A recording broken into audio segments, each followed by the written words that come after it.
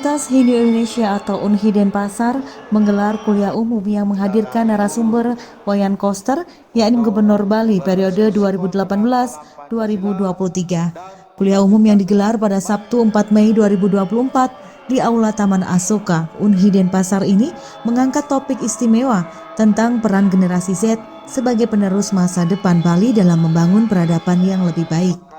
Dalam kuliah tersebut, Wayan Koster memaparkan visi dan strategi untuk pembangunan Bali masa depan dengan menekankan pentingnya menciptakan arah yang jelas untuk 100 tahun ke depan.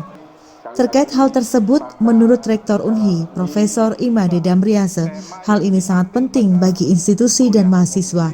Bagi institusi, pengembangan kurikulum dan produk baru harus sesuai dengan kebutuhan masa depan Bali. Sedangkan bagi mahasiswa, pentingnya untuk menganalisis kebutuhan sumber daya manusia yang relevan dengan perkembangan zaman. Profesor Damriase menegaskan bahwa mengundang Wayan Koster sebagai narasumber bukan hanya untuk menyampaikan visi 100 tahun ke depan, tetapi juga untuk merancang pengembangan kurikulum dan produk baru yang sesuai dengan dinamika ilmu pengetahuan saat ini. Nah, khusus kami dari perguruan tinggi, haluan ini sebenarnya ada dua hal. Yang pertama bagi institusi itu sendiri, kemudian yang kedua bagi mahasiswa.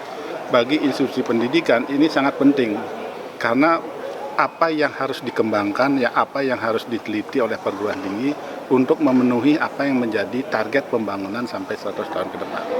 Karena ini yang mengguidance sebenarnya apa yang harus dikembangkan di perguruan tinggi. Kemudian yang kedua, bagi mahasiswa sendiri itu bisa menganalisis apa yang menjadi kebutuhan ke depan terkait dengan kebutuhan sumber daya manusia.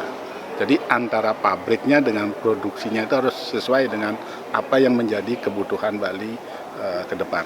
Ini sangat penting.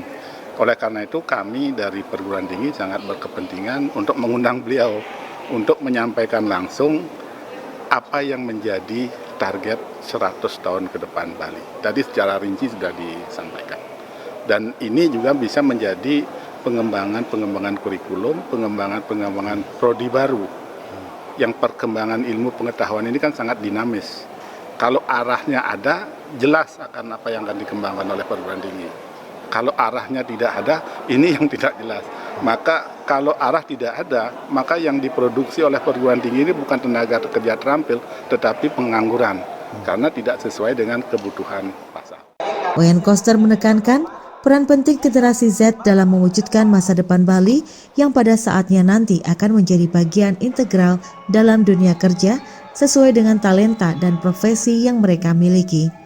Untuk mensosialisasikan pertama mengenai haluan pembangunan Bali masa depan 100 tahun Bali era baru yang akan menjadi jalan dan strategi untuk mewujudkan masa depan Bali. Dan tentu saja generasi Z itu akan memiliki peranan dan posisi untuk menjadi bagian untuk mewujudkan masa depan Bali ini dalam masa-masa yang mendatang, karena sekarang sedang mengikuti kuliah dan pada saatnya nanti juga akan masuk ke dunia kerja dalam berbagai bidang sesuai dengan talentanya, profesinya. Dia akan masuk ke wilayah yang berada dalam satu ruang yang harus diikuti sesuai dengan perkembangan zaman dan sesuai dengan kemampuan dan profesinya. Saya kira itu. Menurut Koster, dengan arah yang jelas dan partisipasi generasi muda, Bali siap memasuki era baru yang penuh potensi dan kemajuan. Kabar Bali Hits mengabarkan.